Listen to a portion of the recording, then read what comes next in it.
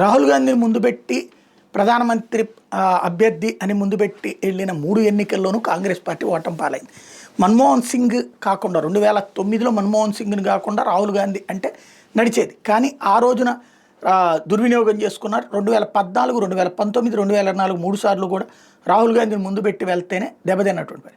ఇప్పుడు కాంగ్రెస్ పార్టీలో స్వరాలు మారుతున్నాయి. ఇప్పుడు శశి థరూర్తో పాటుగా మరికొంతమంది ఆయనేమో ఓపెన్ అవుతున్నాడు, మిగతా వాళ్ళు ఆఫ్ ద రికార్డ్ మాట్లాడుతున్నారు.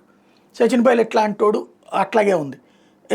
సింధియా కొడుకు వచ్చేటప్పటికి ఆల్రెడీ బీజేపీలో చేరిపోయారు, జ్యోతిరాజ్ సింధియా నడుస్తుంది. ఇక్కడ పాయింట్ అలా ఏంటంటే రాహుల్ని ముందు పెడితే పని జరగదు. ఎందుకంటే అతను దేశానికి వ్యతిరేకంగా మాట్లాడుతుంటాడు, చైనా వాయిస్తో మాట్లాడతాడు, పాకిస్తాన్ వాయిస్తో మాట్లాడుతుంటాడు.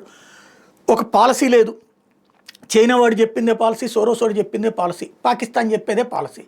భారతదేశానికి పూర్తిగా వ్యతిరేకంగా వాళ్ళలాగా మాట్లాడుతుంటే ఇంకెప్పుడు కాంగ్రెస్ పార్టీ అధికారంలోకి వస్తుంది? భారతదేశపు అంశాలని భారతీయ దృక్పథంతో ఆలోచించి పరిష్కారాలు చూపించాలా. అది కూడా మోడీ ఫెయిల్ అయిన వాటిని ఈయన సక్సెస్ ఎలా చేయగలను అని చెప్పాలి. అప్పుడు పబ్లిక్ అబ్జర్వ్ చేసుకుంటారు. అలా కాకపోతే ఆయన ఎందుకు ఆదరించాలి, ఏ కోణంలో ఆదరించాలి? ఈ ప్రశ్న ఇప్పుడు కాంగ్రెస్లో కొత్త చర్చకి తావిస్తోంది.